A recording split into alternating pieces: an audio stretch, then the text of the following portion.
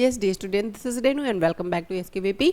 आज का जो हमारा सेशन रहने वाला है वो बहुत ही मज़ेदार रहने वाला है। और क्या आपने कभी ऐसा ड्रामा, नाटक, प्रोज, पोएट्री जैसी भी समरी या स्टोरीज कभी सुनी है? नहीं सुनी तो आज हम इस सेशन में सुनने वाले हैं और जानने वाले हैं कि जो हमारा बीए इंग्लिश लिटरेचर रहने वाला है, यानी कि जो थर्ड ईयर के 5th सेमेस्टर के स्टूडेंट हैं उनका सेशन चल रहा है। जो ये यूनिट 4 की हम बात करें, अगर हम टॉपिक की बात करें तो आज का टॉपिक रहने वाला है ड्रामा, जिसमें सोफोक्लीज ने एक ऐसे ड्रामे को मेंशन किया है जिसका नाम है ओडिपस रेक्स, है ना। आपको दिखाई भी दे रहा होगा ऑन स्क्रीन। तो ओडिपस रेक्स जो है उसमें कुछ ऐसी घटनाओं का वर्णन कर दिया है, यानी कि कुछ ऐसी घटनाएं हैं जिसको उन्होंने मेंशन किया है। और वो घटनाएं क्या हैं बच्चों? तो उसमें इन्होंने दिखाया है सोफोक्लीज ने कि यहाँ पे एक बेटा जो ऐसा रहता है जो अपने बाप की हत्या करके अपनी माँ से शादी कर लेता है। वैसे सुनने में तो बहुत बुरा लग रहा है और ये होता भी नहीं है और इसके पहले आपने कभी सुना भी नहीं होगा। तो चलिए जानते हैं कि सोफोक्लीज आखिर क्या इसमें मेंशन किए हैं और किस तरीके से, क्या ये सच है? आप सोचेंगे क्या ये सच है या नहीं है? अगर उसने अपने पिता का मर्डर करके अपने माता से शादी किया तो क्यों किया, क्या रीजन रहा होगा, क्या रहस्य रहा होगा, क्या इसके पीछे क्या कारण रहा होगा? ठीक है, तो बिना देरी किए हुए हम अपनी क्लास को स्टार्ट करते हैं। जैसा कि आपको पता है कि जो हमारा सेशन चल रहा है वो बीए इंग्लिश थर्ड ईयर यानी कि 5th सेमेस्टर के बच्चों के लिए है, जिसमें हम पढ़ रहे हैं यूनिट 4 को। और हमारा टॉपिक रहने वाला है ड्रामा, जिसे लिखा है सोफोक्लीज जी ने, है ना, सोफोक्लीज। और इनका जो लिखा हुआ ये ड्रामा है वो है ओडिपस रेक्स, जिसमें हम देखने वाले हैं कि क्या आगे मज़ेदार होने वाला है। ओके, तो सबसे पहले हम सोफोक्लीज को देखेंगे कि सोफोक्लीज कैसे दिखते हैं। ओडिपस रेक्स आपको बहुत बेहतर दिखाई दे रहा होगा, है ना। मैं थोड़ा और जूम कर देती हूँ ताकि आपको अच्छे से दिखाई दे। और ये है ओडिपस रेक्स, है ना। इसी के भीतर की जो हमारी समरी बनने वाली है, जो ड्रामा बनने वाला है, कुछ इस तरीके से है। ओके, तो ये है सोफोक्लीज। अब आप इनको देख पा रहे होंगे, ये कौन सी पर्सन है? यही है आपकी सोफोक्लीज, जिसे हम क्या कहते हैं? सोफोक्लीज। अब सोफोक्लीज के हम थोड़े से बायोग्राफी को देख लेते हैं, यानी कि इन्होंने क्या क्या काम किया था। तो सोफोक्लीज की अगर हम बात करें बच्चों तो हम देखेंगे सबसे पहले कि Sophocles was one of the greatest ancient Greek, यानी कि जो राइटर थे, ये ग्रीक राइटर थे। तो सोफोक्लीज की अगर हम बात करें तो ये प्राचीन ग्रीस के सबसे महान त्रासदी लेखकों में से एक थे। ये ग्रेटेस्ट एंशियंट ग्रीक राइटर थे, है ना, जिनका नाम था सोफोक्लीज। और अगर हम बात करें बच्चों तो देखेंगे, अगर इनके हम यानी जन्म की बात करें तो उनका जन्म हुआ था लगभग 497 बीसी, यानी कि बिफोर क्राइस्ट, ईसा पूर्व में। और कौन सा विलेज था? तो विलेज यहाँ की अगर हम बात करेंगे तो कोलोनस एक ऐसा गांव था जहाँ पे इनका जन्म हुआ था। और कोलोनस जो गांव था, यानी कि कोलोनस जो एक गांव था, वो किसके पास था? तो एथेंस के पास में था। ठीक है,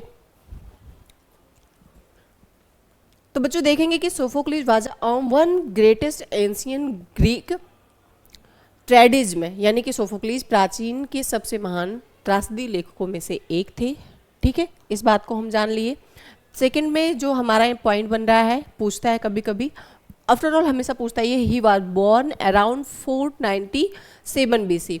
ये ही नहीं होता है, इसे बिफोर क्राइस्ट कहते हैं, यानी कि ईसा पूर्व कहते हैं। इन कोलोनस आ विलेज नियर एथेंस, यानी उनका जो जन्म स्थान था वो 497 ईसा पूर्व में कोलोनस के नामक गांव में हुआ था, जो एथेंस के पास में था। ठीक है, अब आगे हम बात करेंगे इसी क्रम में चलते हुए, तो देखेंगे कि ही बिलोंग्ड टू अ वेदली एंड रिस्पेक्टेड फैमिली, यानी कि जो हमारे सोफोक्लीज जी हैं वो एक संपन्न और प्रतिष्ठित परिवार से बिलोंग करते थे, यानी कि संबंध रखते थे। और बहुत ही अच्छे पर्सन थे, अच्छे राइटर थे ये। आगे हम बात करें बच्चों तो देखेंगे इसी क्रम में चलते चलते कि सोफोक्लीज वाज वेल, ये जो हमारे सोफोक्लीज है जिसको आपने देखा है ऐसे बड़े से आकार में, है ना, Sophocles was well educated and also trained music and the athletes, है ना। यानी सोफोक्लीज जो थे वो अच्छी शिक्षा मिली थी उनको। जब अच्छी फैमिली से बिलोंग करते थे तो जाहिर सी बात है अच्छी शिक्षा मिलेगी भी।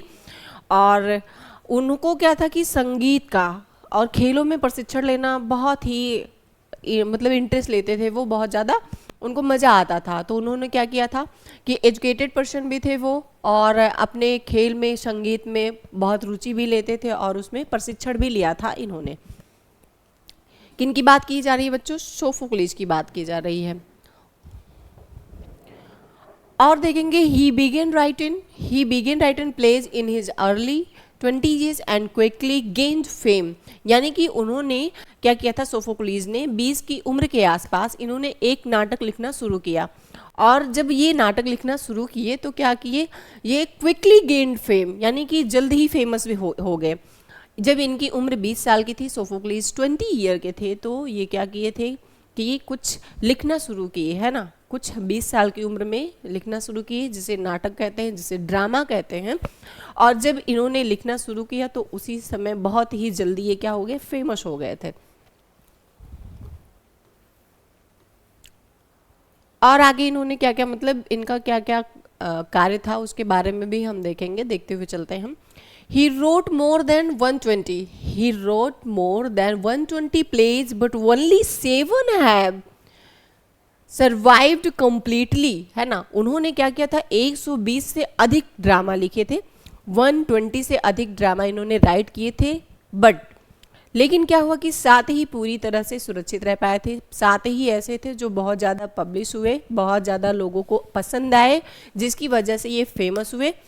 तो लिखने का तो ये 120 लिखे थे बच्चों, कितने लिखे थे, 120 ड्रामा लिखे थे, लेकिन जो फेमस हुए, है ना, जो फेमस हुए वो कितने रहे बच्चों, वो 7 रहे, 7 रहे। क्योंकि इन ड्रामों में से कुछ ड्रामे ऐसे थे जो अच्छे नहीं रहे होंगे, कुछ ऐसे रहे होंगे जो इनकम्प्लीट रहे होंगे, पूरे ही नहीं हो पाए होंगे, तो उसकी वजह से ये 7 ही बची 120 में से। हिज मोस्ट फेमस, यानी कि his most famous tragedies include Oedipus Rex, Antigone and Electra.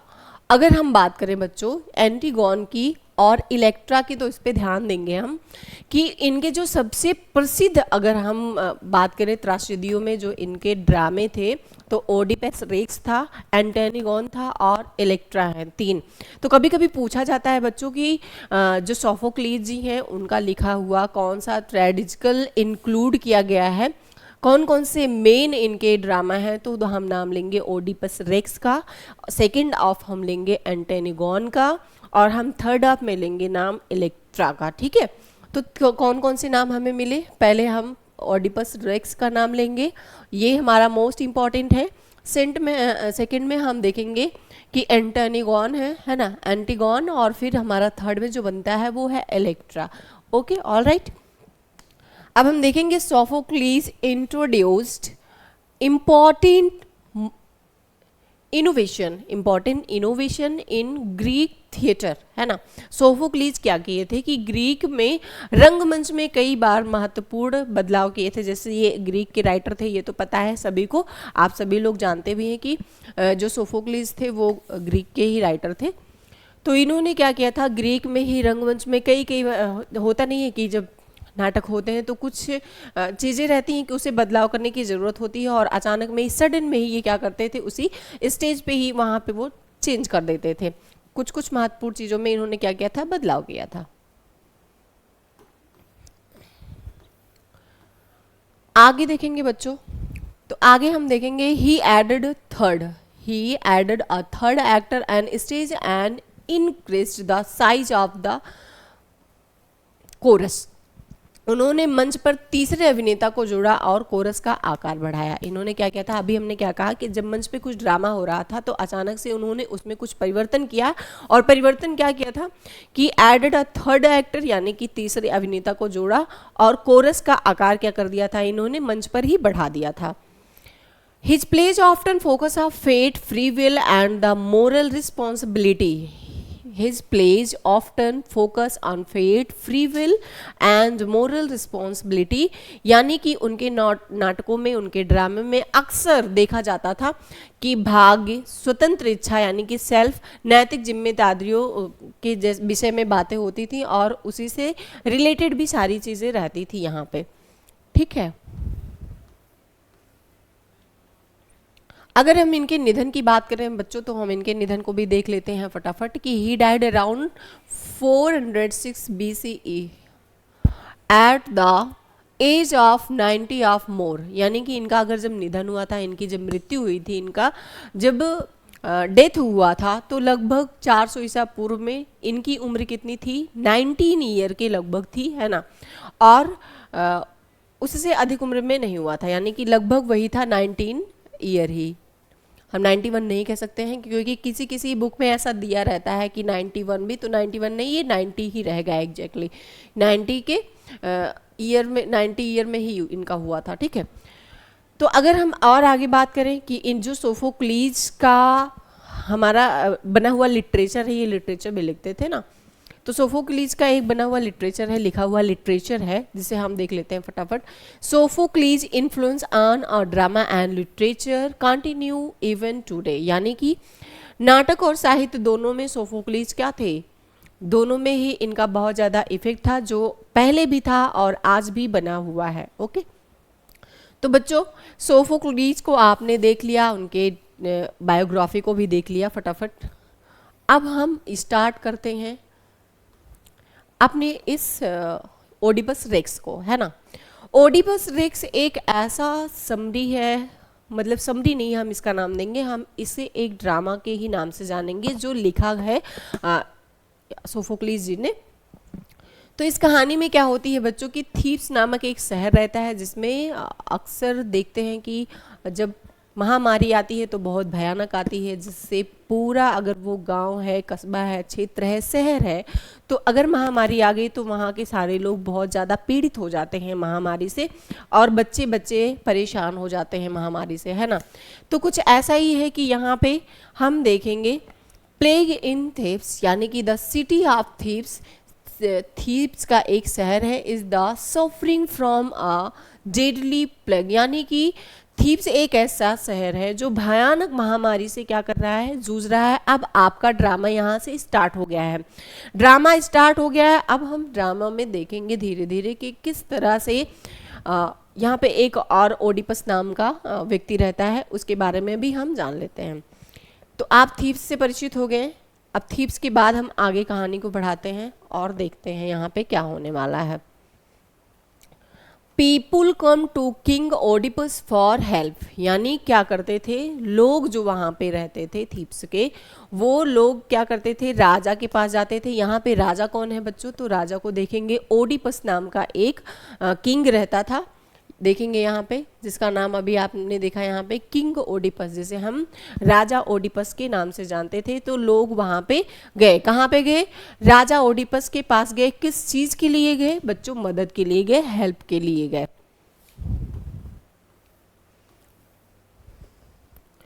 Oracle message क्या होता है, ऑरेकल मैसेज को अगर हम देखेंगे तो यहाँ दे रहा है कि the oracle says the plague will and only when lawyers murder is found, है ना। देववाणी कहती है, ऑरेकल देववाणी होती है, देववाणी क्या कहती है कि जब राजा लायस, यानी कि लायस भी एक राजा था, कि हत्यारे को पकड़ा जाएगा तभी महामारी खत्म होगी। जब लोग ओडिपस के पास गए, ओडिपस ने क्या किया, उसने ऐसा बोला कि राजा जो है लायस, है ना, वो अपना ब्लेम लगा रहा है। कभी कभी ऐसा होता भी है बच्चों की मर्डर कोई और किया रहता है, मतलब जैसे हम किए रहे हैं या आप ही किए रहे हैं, सेल्फ मान के करिए, लेकिन हम ब्लेम किसी सेकंड पर्सन पे करें, थर्ड पर्सन पे करें। उसी तरीके से यहाँ पे जो ओडिपस है वो भी ऐसे ही ब्लेम लगा रहा है, किस पे ब्लेम लगा रहा है, लायस पे। क्योंकि जब लोग गए थे ओडिपस के पास कि हमारी मदद कीजिए, हम बहुत परेशानी में हैं, बहुत पीड़ा में हैं, बहुत दुख में हैं, तो वो बोलता है क्या कि राजा लाइयस के हत्यारों को पकड़ा जाएगा तभी महामारी की जो ये समस्या है वो खत्म होगी। ठीक है, अब आगे देखते हैं कहानी में क्या मोड़ आने वाला है।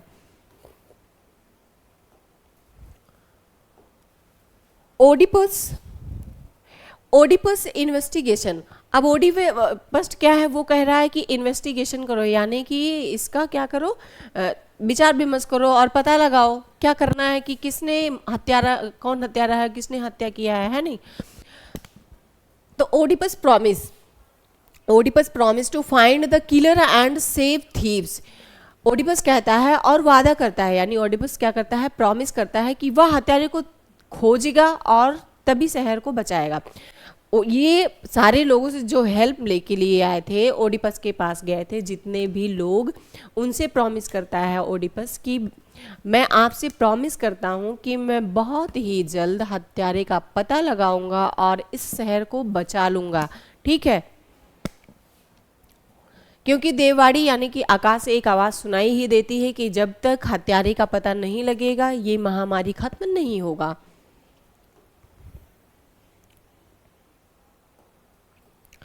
अब देखेंगे यहाँ पे Tiresias warns Oedipus that the himself of the murderer, यानी कि अगर हम बात करें तो दृष्टिहीन यानी भविष्य वक्ता जो होते हैं, जिसे हम टेररिस्ट कहते हैं ना, तो टेररिस्ट कहता है यहाँ पे कि कुछ लोग ऐसे होते हैं जैसे खुद का काम खुद किए हो और फंसा किसी दूसरे को देते हैं। यहाँ पे वही सीन चल रहा है बच्चों, यहाँ पे वही सीन क्रिएट किया जा रहा है जैसे ओडिपस खुद ही हत्यारा है लेकिन दूसरे को फंसा रहा है यहाँ पे, है ना। वो क्या करता है, किसी दूसरे पर्सन को फंसा देता है कि वो हत्यारा है, उसका वो नहीं है तो अगला, यानी कि सेकंड से थर्ड, थर्ड से फोर्थ, कुछ इस तरीके से वो परेशान कर रहा है लोगों को। लेकिन यहाँ पे असली जो हत्यारा है वो ओडिपस खुद रहता है।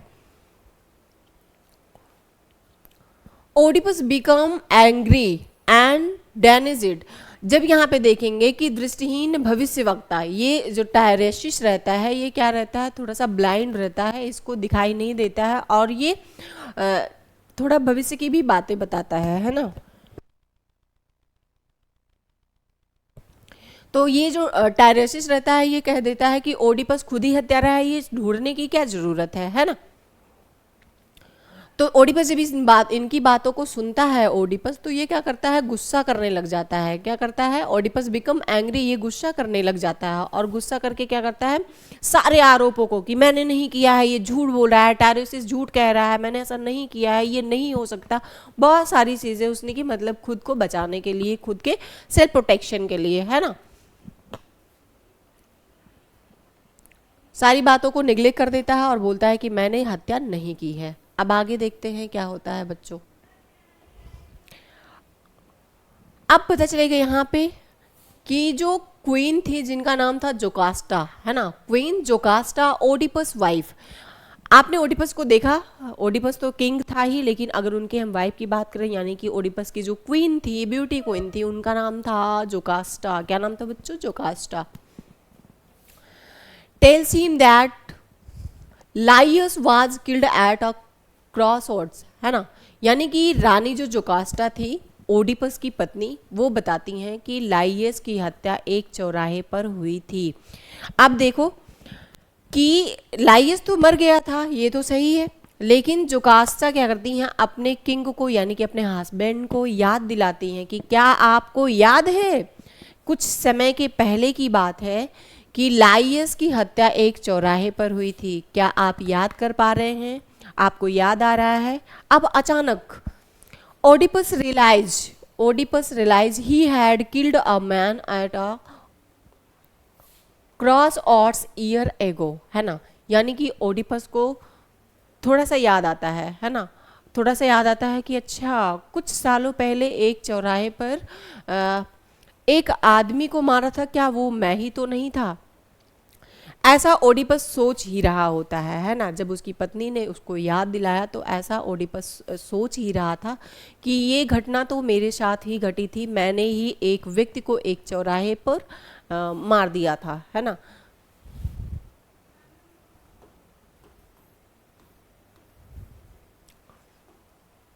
अब कहानी में क्या मोड़ आती है बच्चों। A messenger confirmed Oedipus was the adopted and the actually liars sons, है ना। एक दूत जो है वो पुष्टि करता है कि ओडिपस को गोद लिया गया है और वह वास्तव में लाइयस का बेटा है।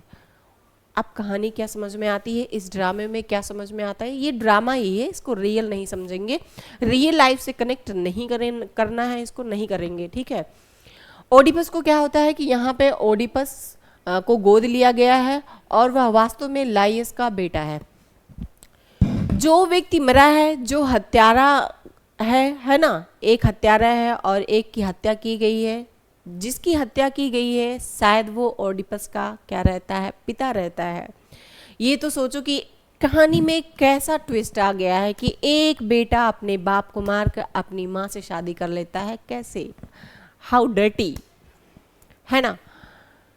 तो यहाँ पे वही पता चलता है कि एक दूत जो है वो पुष्टि करता है, यानी कि दूत किसे कहते हैं कि हमारे जो कस्बे में, अगल बगल क्षेत्रों में, शहरों में अगर कहीं पे किसी की हत्या हुई है तो आजू बाजू वाले देखते ही है ना। कुछ ऐसा ही था कि किसी ने देखा था, किसी को नॉलेज था, और लोग परिचय में रहते हैं तो पहचानते हैं। तो कुछ ऐसा यहाँ पे भी सीन रहा होगा कि किसी ने देखा होगा, कोई मैसेज करने वाला होगा, मैसेज यानी कि बताने वाला, उसने बताया कि ओडिपस को गोद लिया गया था और वह वास्तव में लाइयस का बेटा है। सोचो कि लाइयस यानी कि ओडिपस ने अपने पिता को मार के अपने माँ से ही शादी कर ली थी। Oedipus unknowingly killed his father and married his mother। यहाँ पे देखेंगे आप कि ओडिपस unknowingly यानी कि अनजाने में killed his father अपने पिता की हत्या की and married his mother और अपनी माँ से विवाह कर लिया, अपनी माँ से शादी कर ली। कितनी दुखद घटना है और कितना ही गंदा है ये कि एक बेटा अपने बाप को मारता है। लेकिन जानबूझ के तो ऐसा कोई भी बेटा अपने बाप के साथ नहीं करेगा बच्चों, और ये हो भी नहीं सकता है। कोई बेटा अपने पिता को मार के अपनी माँ से शादी नहीं करता है। ठीक है, ये ड्रामा था और ड्रामे के ही रूप में इसको लीजिएगा। अब आगे चलते हैं, देखते हैं कहानी ये थोड़ी सी खत्म हो जाएगी। और जोकास्टा जो है उनको क्या हुआ, Jocasta hangs herself of the shame क्या होता है, शर्म, शाई जिसे कहते हैं, है ना।